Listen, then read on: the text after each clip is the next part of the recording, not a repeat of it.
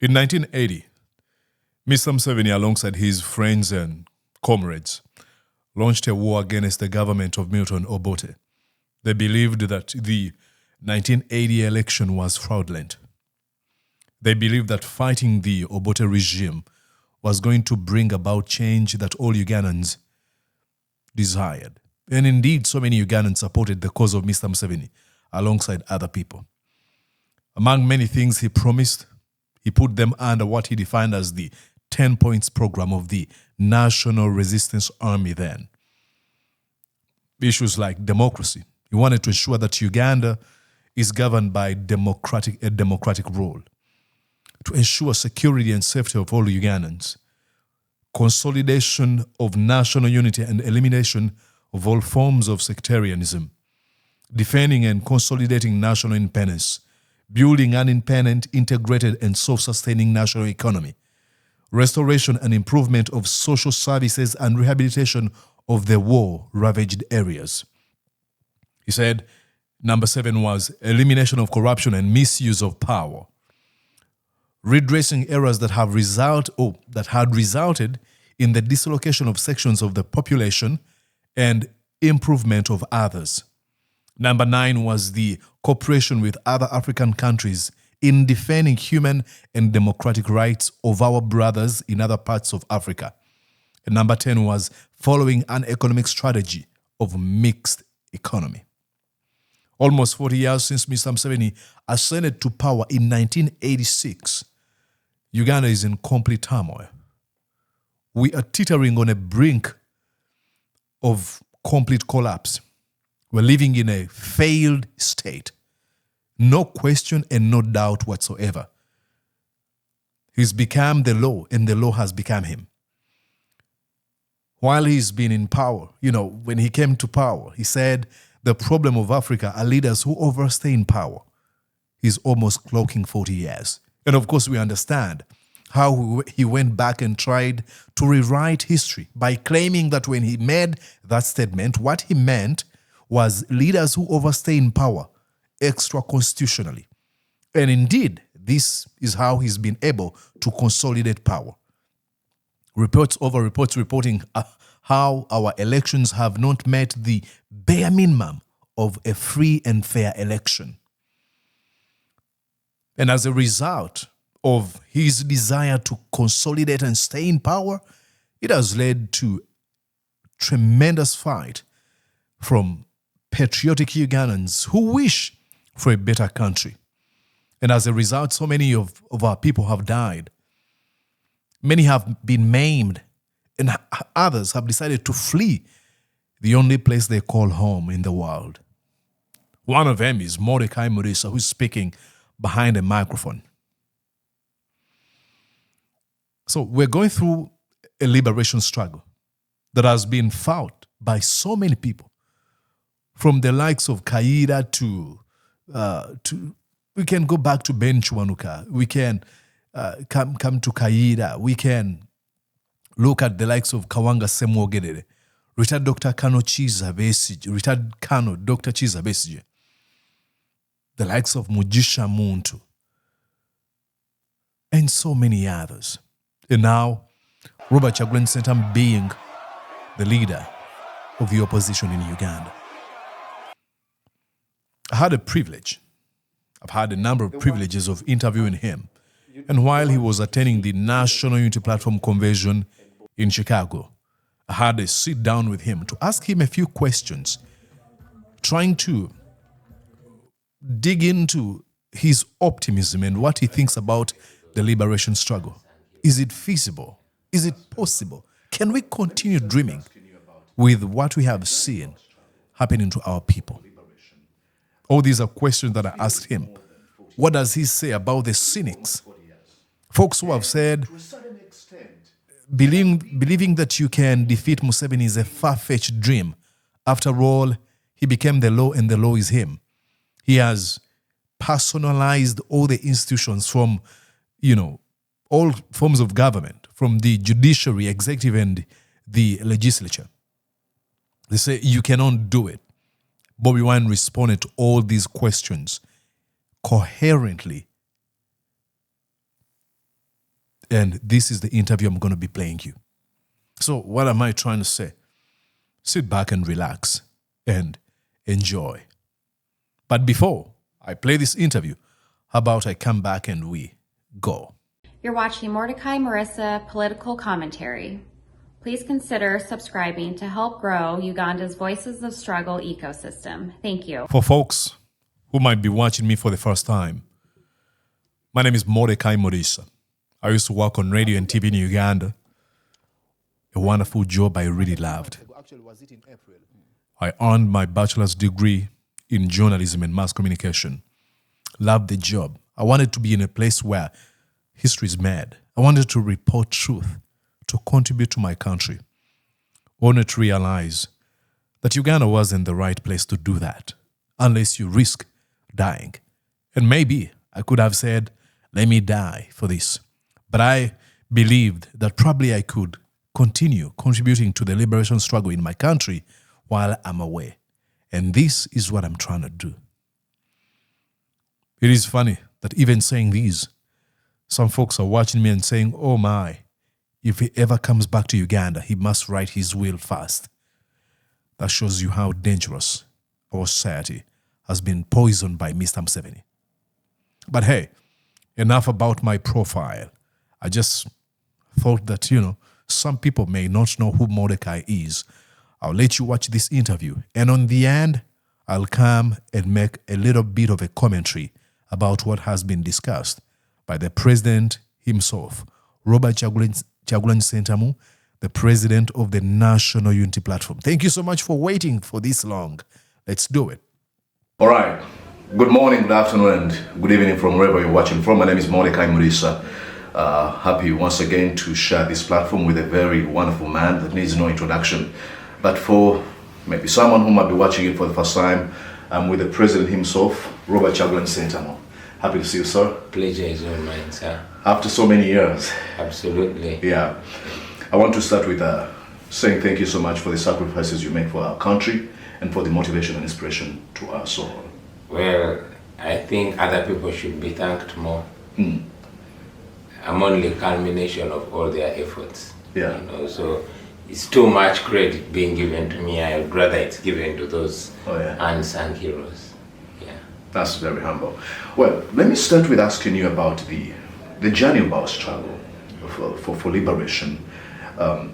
It's been more than 40 years, almost 40 years. And to a certain extent, some people are demotivated. They think, maybe it's not going to work. They're almost on the verge of giving up. Do you think there's some areas of celebration we should look at? And do you think there's still more reason to push on? And what do we say to those people who think it's almost not going to work out? Well, the first question should be, is it a just cause? Yes. And the answer is yes. And again, you ask yourself, does history show you any oppressed people anywhere in the world that have been oppressed forever? The answer is no. Then you ask, is there any such story as the rise and rise of a dictator? Never. It's the rise and fall. So that alone gives us hope. And I think hope is the most important thing that we must hold on to. It's what keeps us going through one day to another. It's absolutely been so long, painstakingly long. This struggle did not start with us. Many of us were still lost in our bliss, while those that came before us saw the way and went the way and went ahead to show us the way. And now here we are.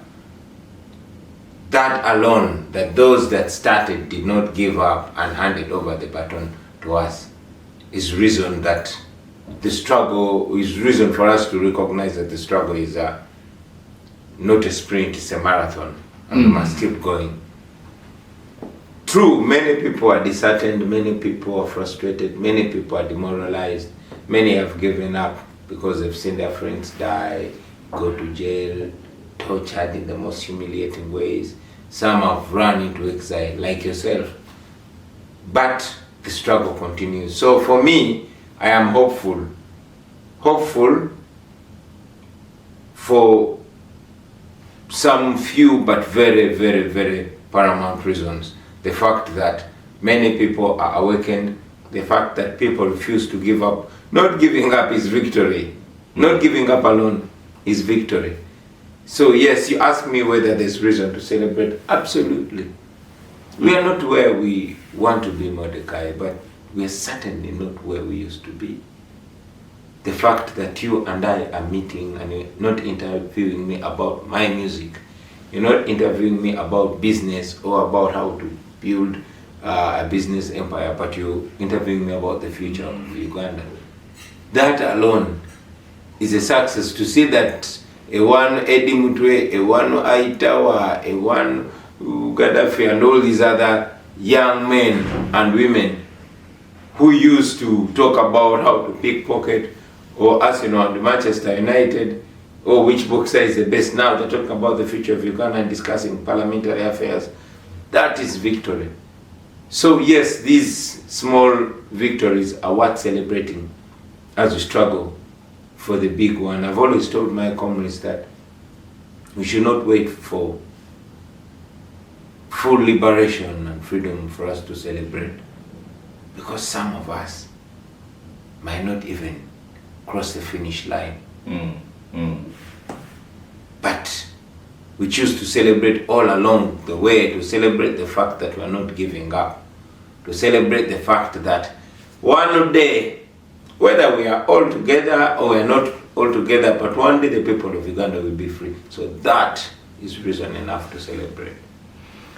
Amazing. You're watching Mordecai Marissa Live. Well, cynics have said you have to realize who you're up against. You're up against a dictator that's been in power for almost 40 years. He has everything. He owns almost all institutions in our country. He has the army.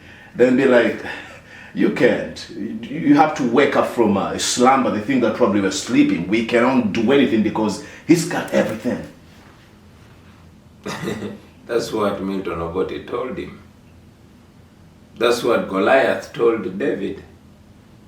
You know, that's what life threw to me and you when we were still in the ghetto. Yeah. You can't do nothing.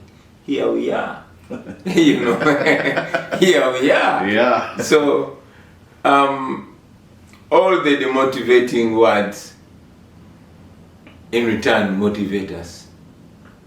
Because, like we've been told many times when we're growing up, that if your dreams don't scare you, then you're not dreaming big enough.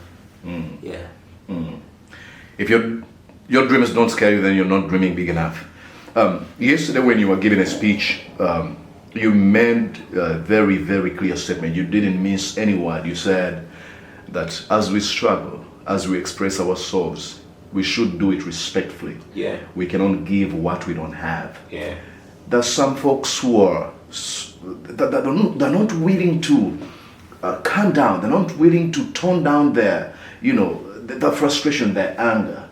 I would like you to emphasize that, because those folks, our opponents, usually look at us and be like, look at your comrade. And like you said, we make you being held accountable over our mistakes because you're our leader.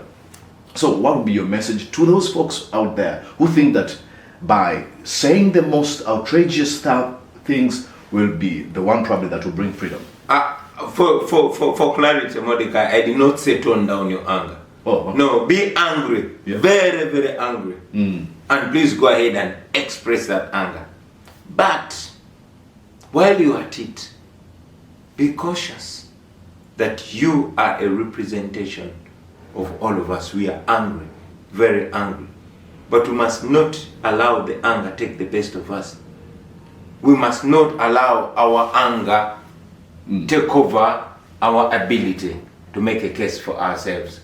Or else, they might, because they want, end up dividing us by our anger. We are very angry, but we are equally hopeful. So, do we want to be defined by our anger or by our hope? Hope. We are just as intelligent as angry. In fact, we are angry because we are intelligent. We are able to see through the lies, through the manipulation, through the misrule. We are that intelligent. That's why we're angry. They say ignorance is bliss. If we were happy about the situation about home, we would be damn fools. So we are angry because we are intelligent. But our intelligence should allow us to put intelligence over anger. To know that they are looking for any scapegoat. They are looking for anything to misrepresent us. So, now that we have the opportunity, let us put our best foot forward. Let us define ourselves before our adversaries define us. Fear is a weapon used by an enemy to silence, to beat down his opponents. And a few years ago when I interviewed you, I asked you a question. Where did you get all this courage? I mean, you're up against this man and you asked me, why should I be afraid of this man? Who is he? And you were very clear, I remember, in the studios of Record Television. Now, I was inspired by young people in my country when they were marching against corruption in Uganda. Yeah. Some of them took it a little far. They wrote on their Twitter, they said, my name is so-and-so, I'm going to demonstrate. Yes. And if I die, tell my mom I've been fighting for my country. Yes. What's your message to a kid somewhere, a young person in Bushenyi where I was born, who is afraid to stand up against dictator Museveni because he's been told, you're nothing, you don't have anything? Mordecai, you define me as courageous and as brave, but I think that's an overstatement. I'm not as courageous as you define me. I'm a human being. I get scared. I get worried. Yeah. Like anybody else. Maybe the word should be desperate. Because that's the truth. I'm just desperate. That my desire for freedom is stronger than my fear.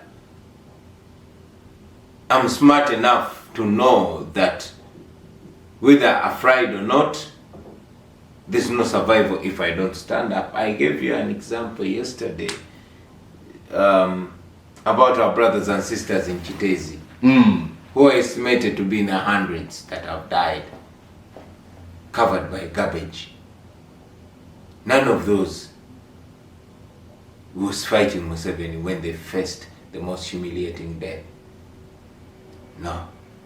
But what killed them is because they didn't rise to the occasion. They didn't realize that they're just as unsafe as those that speak out. In fact, more unsafe.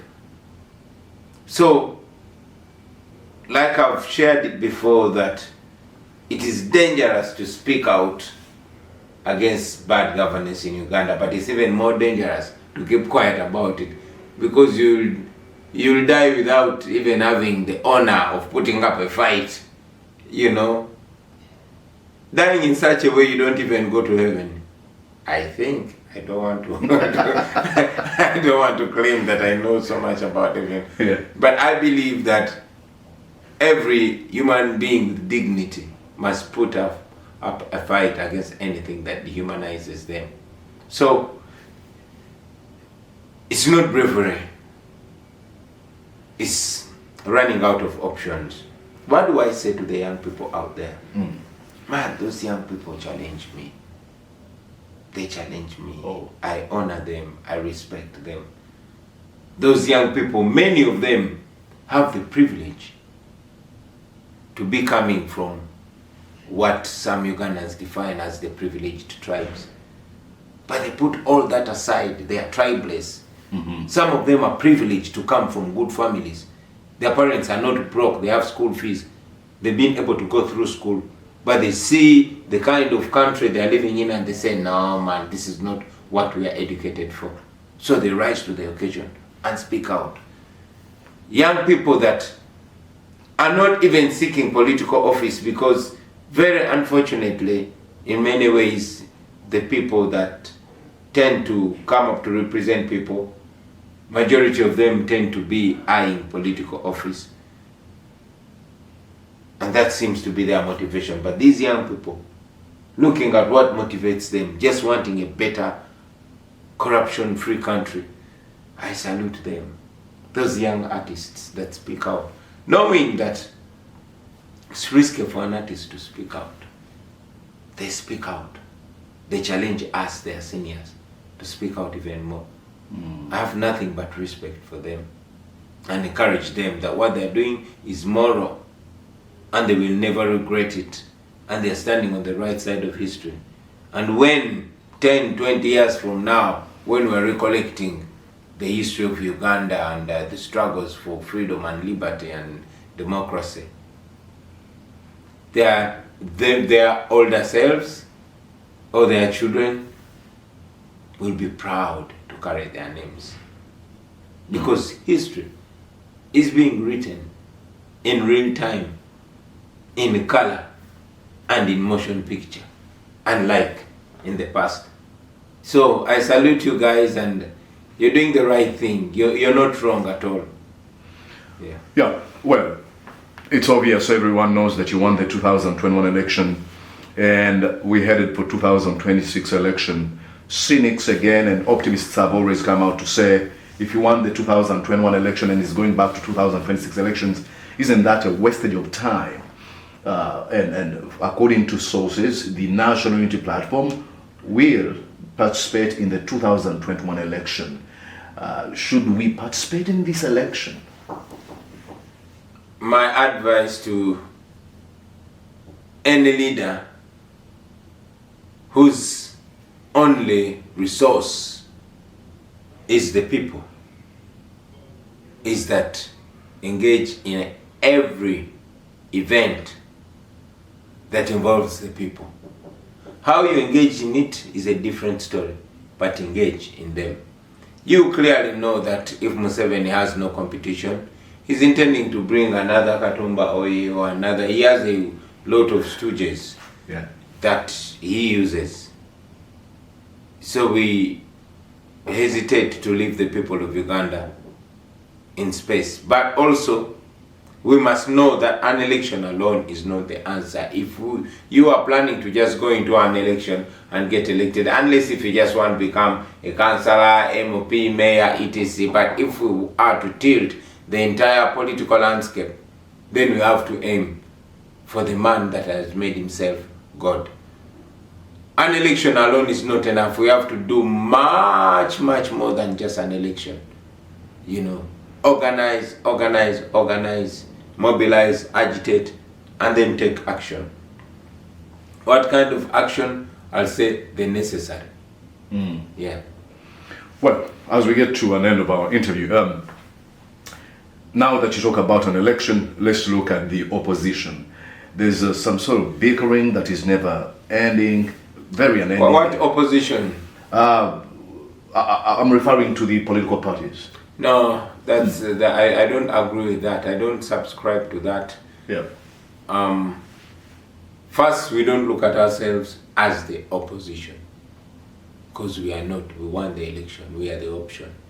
But also, putting just words aside, those are just words being thrown around. Government, opposition. We don't have a government. We have a gang of thieves. We have a cabal that is plundering our country for as long as they can. We don't have a government. We don't have a political party called NRM.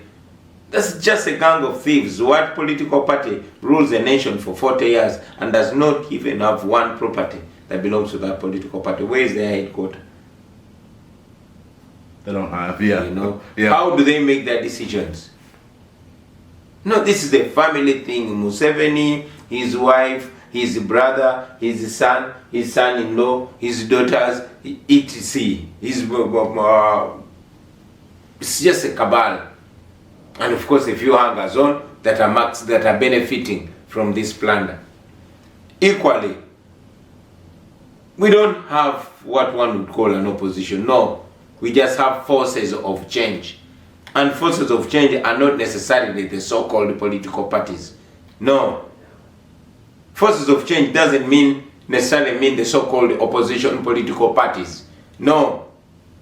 Because some of them are just masquerading as people fighting the regime. But many people in the opposition, you know, are not many opposition politicians are not intending to put an end to the Museveni dictatorship.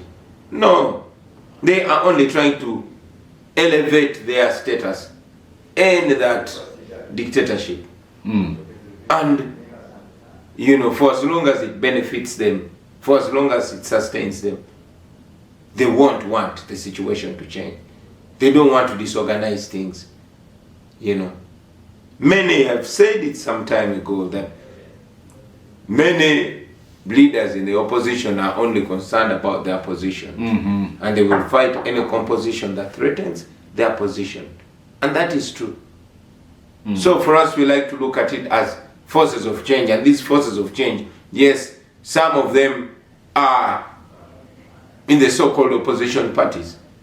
But some of them are even within the regime. There are so many people in the regime, in the police, in the military, in the parliament, that are closely working with the forces of change to free themselves. They are slaves within the system. How else do you think we survive police plots? You know how many times they've tried to assassinate me. How do you think I survive? How do you think I know the things inside the police or military? How do you think we know those corruption scandals that are so guarded secretly? But how do you think we know them? How do you think we know everything that Anita Mong does? Because there are many people, even within the regime. That's why I constantly encourage our comrades to be beckoning, to be inviting, to make us look attractive, even to people within the regime, so that they can work with us more confidently, knowing that we are not out to kill them or to exterminate them as soon as Museveni falls. We just want to build a better country. We know that some people are serving in the police and doing these things, only taking orders. In private, they tell us, they say, man, fight for us. So we're fighting for them as well. And yes, there's so many people. You'll find them dressed like myself in a beret. You'll find them dressed in other political party colors, but working for the regime. So we shouldn't just say, oh, opposition, government. No. Uganda is divided only in two sides, the oppressors and the oppressed, the eaters and the eaten. You understand? Yeah. Well, you're flying back to Uganda a few days from now.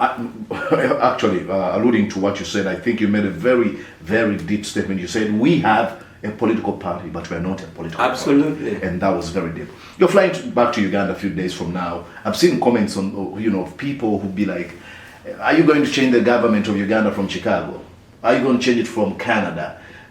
Do these people realize the importance of these conventions? I mean, when I saw the full house of Ugandans who are yearning for change, celebrating and all attentive, listening to how best can we bring about change in our country, I'm like, do these people realize what they're trying to even downplay? You see, those who don't learn from history are doomed to repeat it. And one man in Uganda some time ago said that history doesn't repeat itself, it's fools that repeat history. So, I'll tell you that those people that try to downplay our international engagements, it's not because that they know that, it's not because that they don't work, but because they know how effective they are. You know, the Baganda say, "Anakugoba konswa nditoli omulalo." Yeah. They are trying as much as possible to, to discourage us from what is actually effective. I'll tell you that historically, most of the struggles that have brought down dictators have had to work from within and from without. Yes, we're not going to bring down the dictatorship from Chicago or from London or from where, but we're going to weaken it from there. And because of time, I'll ask you to ask the rest of that question to Anita Among. All right. And you understand. Oh, I know. Yeah. Anyways, congratulations Council. Thank you, my brother.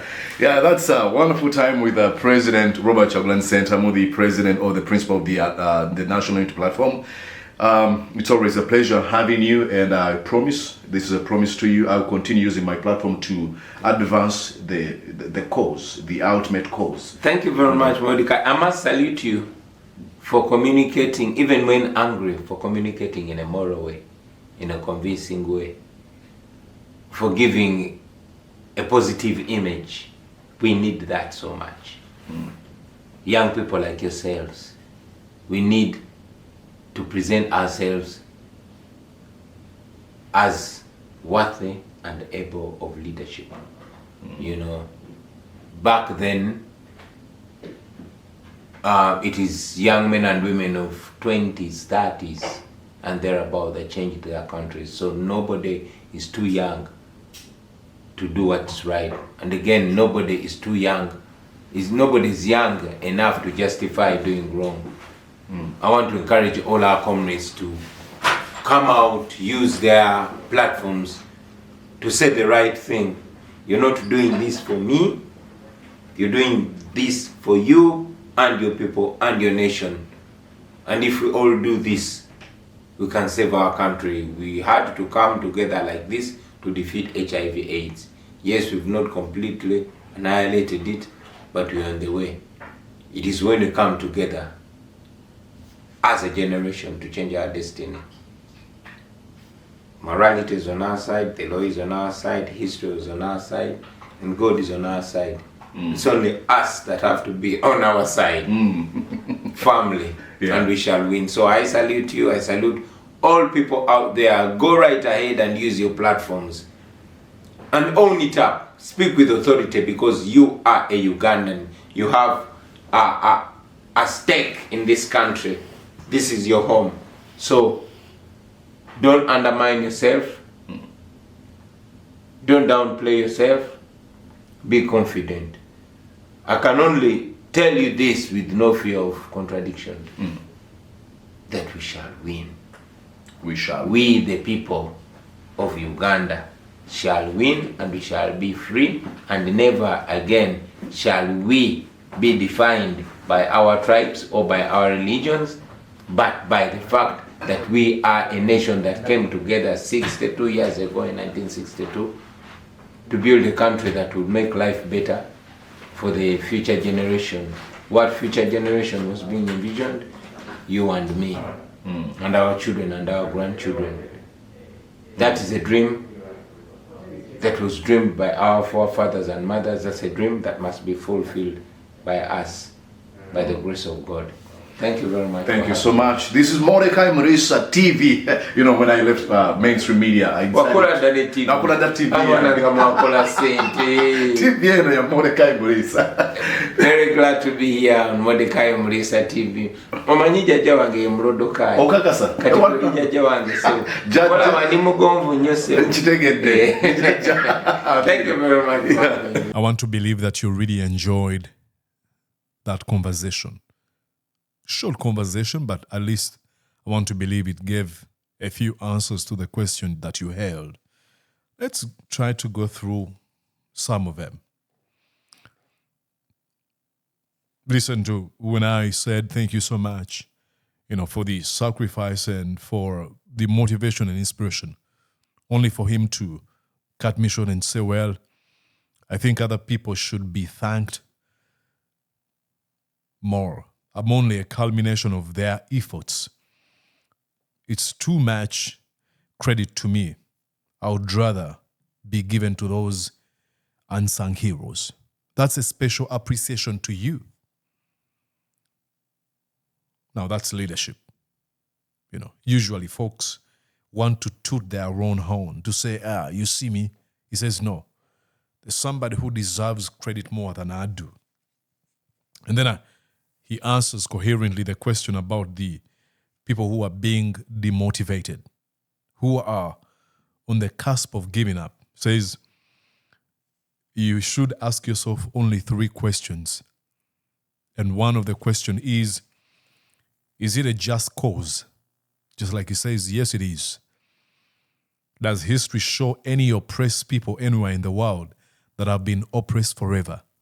The answer is an immediate no. And the last one is there any such a history, a story of the rise and rise of a dictator? No, it is the rise and fall. That alone gives us hope. And it is the most important thing. Hope.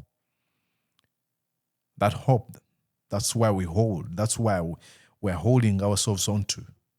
That will drive us to where we want to go. But he admits that, it's been painstakingly so long. And he knows that it didn't stop, the struggle didn't start with him. It's been a fight.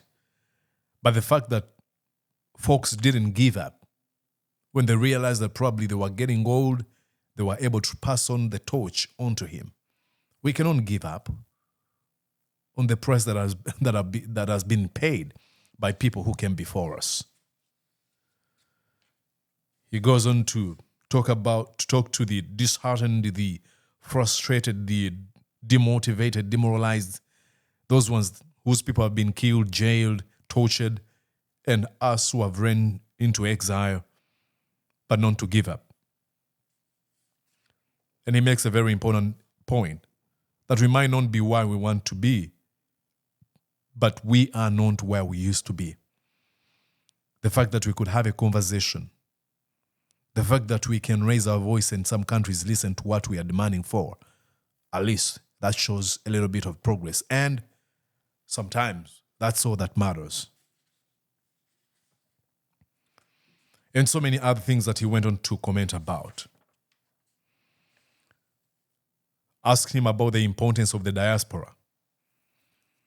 And he went on to quote George Santayana, who said, "Those who do not learn from history are doomed to repeat it." And it is true. Go read history. The importance of the diaspora. Who doesn't understand how some Americans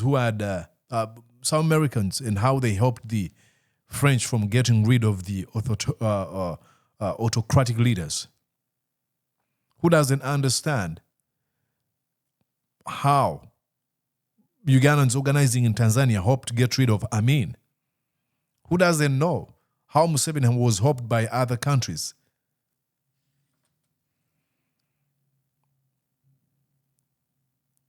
He goes on to say, take a look at what we've said.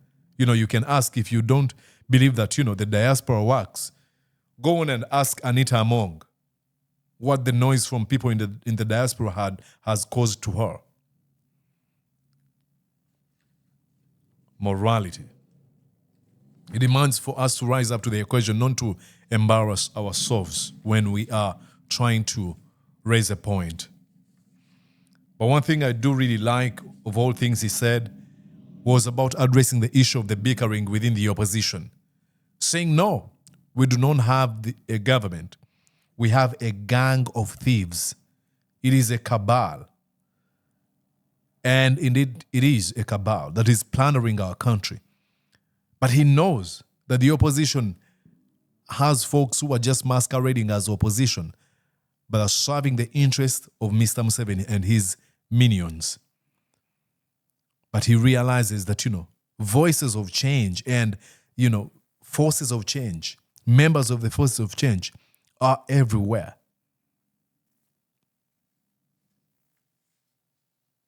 Many leaders in the opposition are very concerned about their positions, and they will fight any composition that threatens their positions. And it's true. What does this actually supposed to tell you? More especially folks who are in Uganda who are interested in leadership and politics, is to rise up to the occasion, to realize that one of the ways Museveni has been able to consolidate himself in power is by paying folks to masquerade as opposition. Their masquerading should be dismantled by men and women of goodwill. Will you rise up to the occasion and stand in positions of leadership, poke holes in their facade of leadership where they only serve the interests of Mr. Museveni? That's the question to you who wants participate in a partisan or any kind of leadership in Uganda. Says that, an election alone is not enough. He goes on to talk about that. There were so many questions. But if our resource is to engage, it is people, we have to use every avenue that is provided to us to engage with these people. And the election is one of them. But just like he continues to say, organize, organize, organize, agitate, agitate, and take action. So you can't just be like, oh, I'm just headed for an election and that's it. No. We are fighting against a system.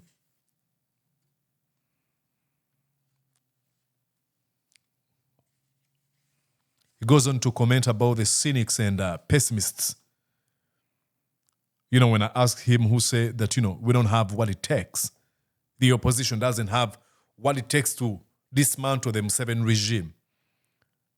He laughed, mockingly and says that's what Milton Obote called Mr. Museveni. Mr. Obote used to refer to Museveni to him as a bandit, a foreigner. He said that's what Goliath told David, that you can't, you're so weak. That's what life through him and I has been. But look where we are. That's why we laughed. But he makes a very important case when he said that, if your dreams don't scare you, then you're not dreaming enough. Do you think change is going to be a walk in the park? Never has it been. Never will it be.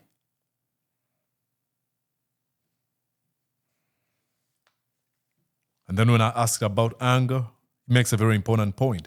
He says you should be angry, but do not allow anger to take the best of you.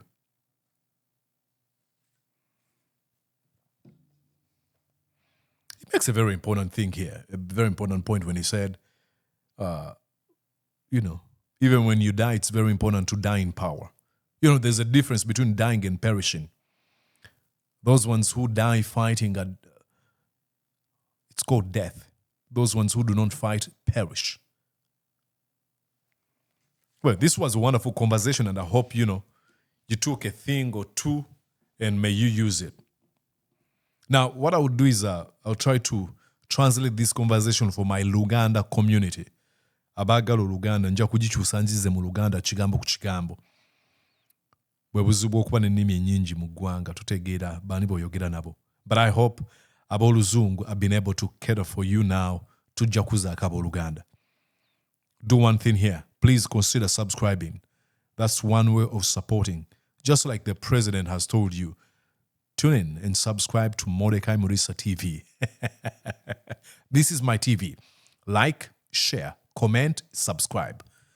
Am I asking too much? It's not. I wish you a wonderful time. Bye-bye. Did you enjoy what you just watched? I'm going to guess that you did. How about you consider subscribing to Mordecai Marissa YouTube channel? Thank you.